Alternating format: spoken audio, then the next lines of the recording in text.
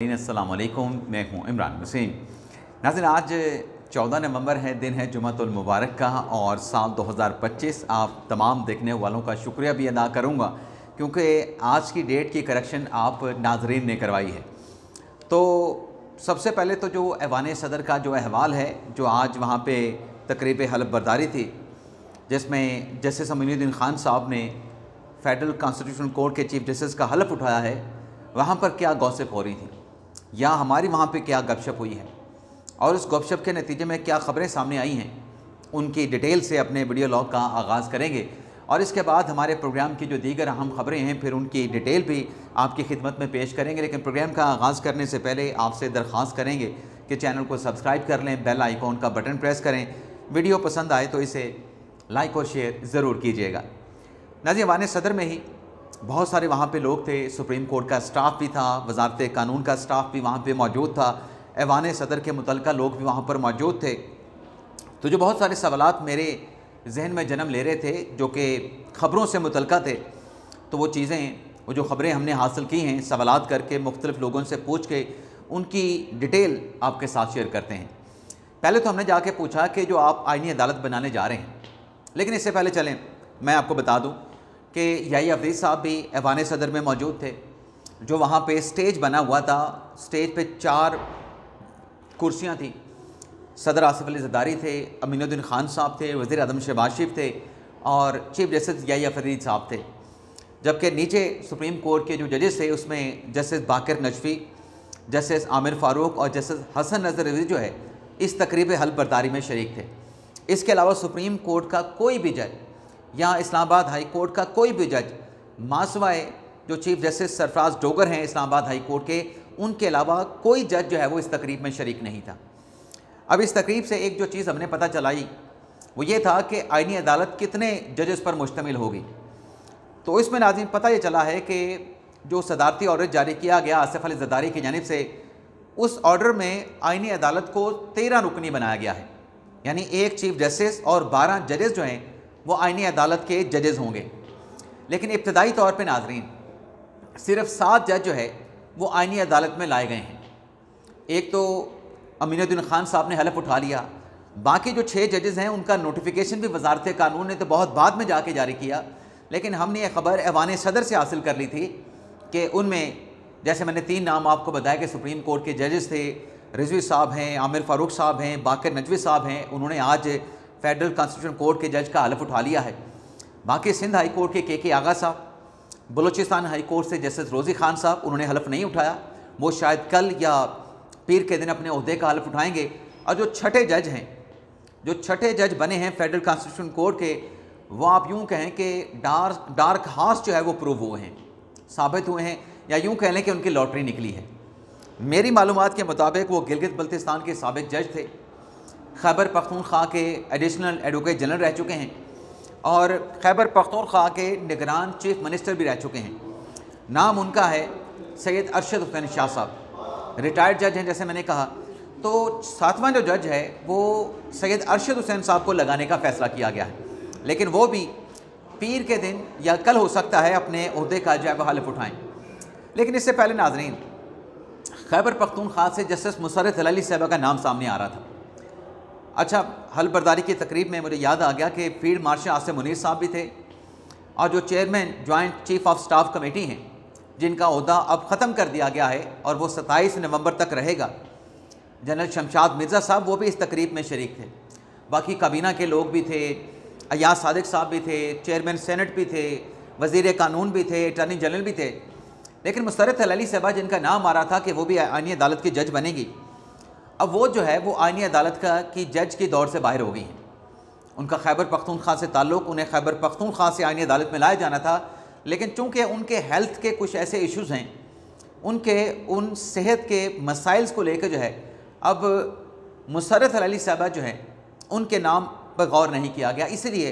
अरशद हुसैन शाह साहब जो है उन्हें आइनी अदालत का जो है वो जज बनाया गया है। अब इसके साथ साथ नाजरीन, जैसे मैंने कहा कि सदारती ऑर्डर जारी कर दिया गया, 13 जज होंगे, वजारत कानून ने नोटिफिकेशन जारी कर दिया। लेकिन ऐवान सदर की इस तकरीब से ये भी पता चला है कि जो सुप्रीम कोर्ट के जिन 2 जजेस ने इस्तीफ़ा दिया है,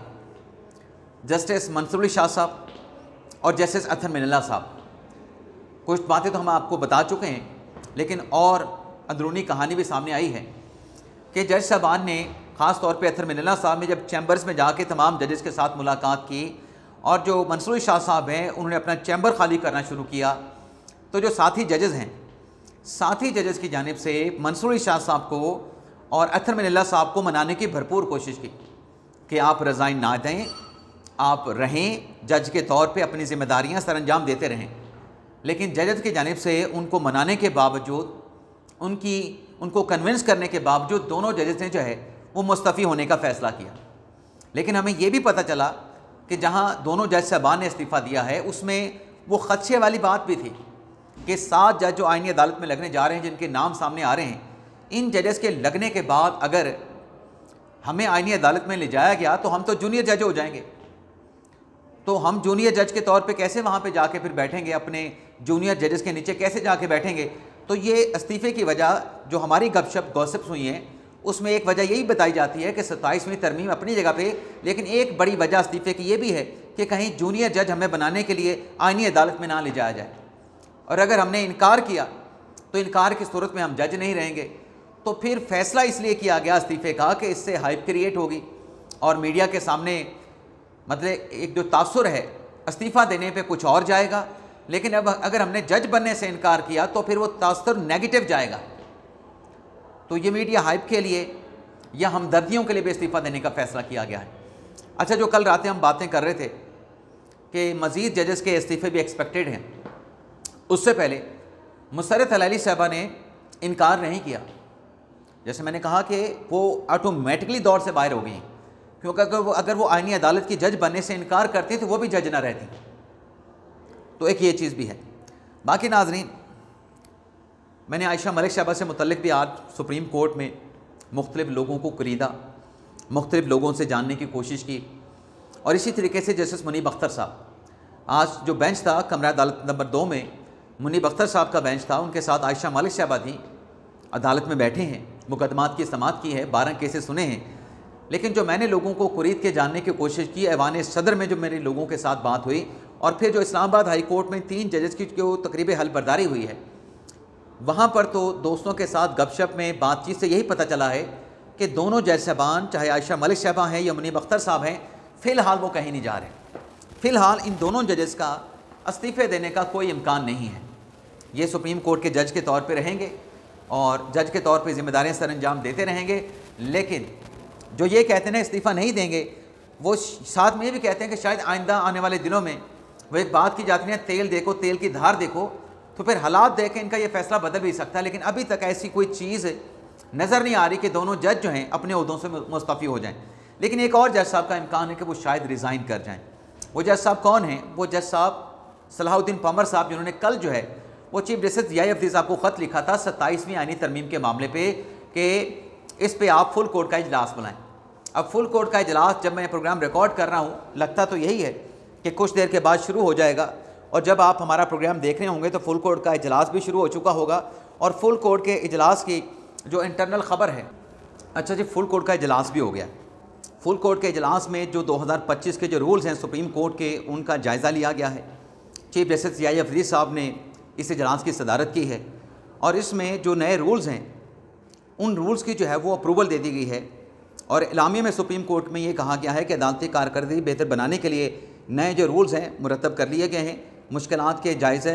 और मुश्किलात के ख़ात्मे के लिए तजावीज़ रूल्स में शामिल कर दी गई हैं। और जो मुनीर पराचा साहब हैं, सुप्रीम कोर्ट के जो जस्टिस हैं, उन्हें सीनियर सुप्रीम कोर्ट का जो खिताब है वो खिताब भी जो है वो दे दिया गया है। अब जैसे मैं बात कर रहा था कि सलाहुद्दीन पंवर साहब ने, जिन्होंने 27वीं आईनी तरमीम से मुतल्लिक़ सवालात उठा के ख़त लिखा था अफरीदी साहब को, अब उस ख़त के बाद हम साफ़ी दोस्तों की ये राय है, काफ़ी सारे दोस्तों की, कि जितने सवालात उन्होंने 27वीं आईनी तरमीम पे उठा दिए हैं कि इस तरमीम के बाद अदलिया आज़ाद नहीं रहेगी, अदलिया 2 हिस्सों में बँट जाएगी, एक आईनी अदालत बन जाएगी, दूसरी तरफ सुप्रीम कोर्ट होगी जिसकी एप्लेस जुरिस्डिक्शन होगी, और जो बातें दीगर पंवर साहब ने अपने ख़त में लिखी हैं, उस ख़त में जिसमें नाज़रीन बीच में नाज़रीन वो अपने चैनल की तरफ से बीपर आ गया, तो वो बीपर देना भी ज़रूरी था। तो सलाहुद्दीन पंवर साहब से मुतल्लिक अब चूँकि फुल कोर्ट का इजलास हो गया है, ज़राए से ये खबर जो है पता चल सकती है, निकालना पड़ेगी कि आया कि 27वीं आर्मी तरमीम पे कोई बात हुई है। लेकिन जो मौक़िफ़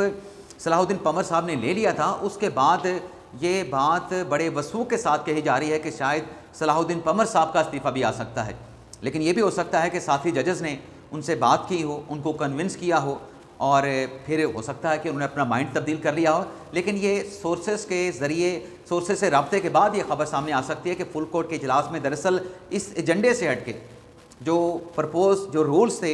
या जो सुप्रीम कोर्ट के वकील को सीनियर वकील का दर्जा देना था, इससे हट के क्या बातचीत हुई है। इसके अलावा नाज़रीन आपको ये भी बताते चलें कि ये तो अभी एक्सपेक्टेड है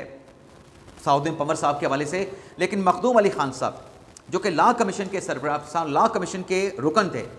और chief justice Yahya Afridi law and justice commission के सरबराह हैं, चेयरमैन हैं, लेकिन मखदूम अली खान साहब ने भी लॉ कमीशन के रुकन के या मेंबर की हैसियत से इस्तीफ़ा दे दिया है कि वो 27वीं आईनी तरमीम के बाद जो 2 डिवीज़न आगे हैं या जो अदालती